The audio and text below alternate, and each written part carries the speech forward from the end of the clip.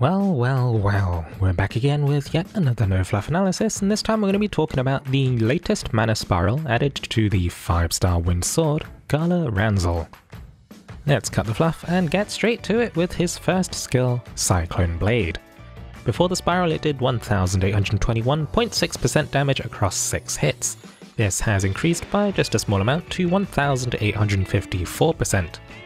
Strangely enough, we've also seen the skill point cost when shared decrease, going from 9579 to 8914.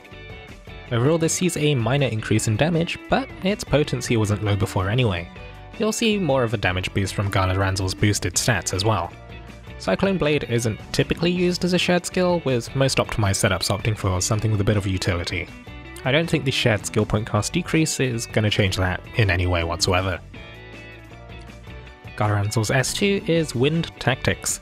Overall it doesn't see too much of a change. It goes from granting a team-wide defense buff of 10% to 20%, and it now also grants Gala Ranzal a strength amp. This doesn't see a huge change in its functionality. The actual defensive value of Gala Ranzal's S2 doesn't really play into a lot, since its main contribution is the fact that it triggers double buffs. The addition of a time-gated strength amp is also a tiny boost, but as with Miriam, there's not too much content demanding strength amp at the moment for the Wind roster. Miriam isn't even as useful in Poseidon's trial, as there are speed clear compositions utilising Lowen and Dragalia Xanthrid instead. Gala Ranzal's first ability of Experience's Boon has had its defense bonuses increased from 8 and 15% to 10 and 20% for each gauge filled. The damage boost when you had 1 gauge filled when using Cyclone Blade has increased from 20 to 40%. So this is a pretty minor bump.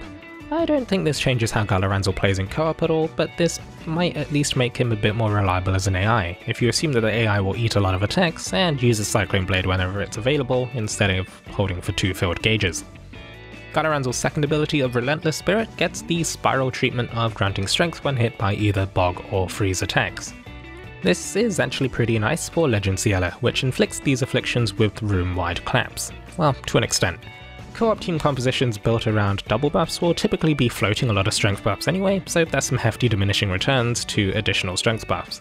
But this could be nice for solo if you run Lowen as a healer instead of a more aggressive Templar Hope setup. And finally, Gala Ranzal's skill damage has gone from 30 to 35%. It's a tiny bump, but it will combine with Gala Ranzal's stat boosts to produce a bigger effect. This ability bracket skill damage increase will also make dragons such as Gala Reborn Zephyr even better compared to Vayu and Midgard's Zero due to how damage bonuses are calculated. Overall, this spiral doesn't really change Gala Ranzal's flow or really enable him to do anything different to what he does now. The rotations are still going to be focused around filling gauges and firing off boosted Cyclone Blades, with Strength Amp as a tiny bonus whenever it kicks in. Gala Ranzal's already pretty good, so the stat boost should make him a pretty comfortable pick if you want to bring him to endgame content.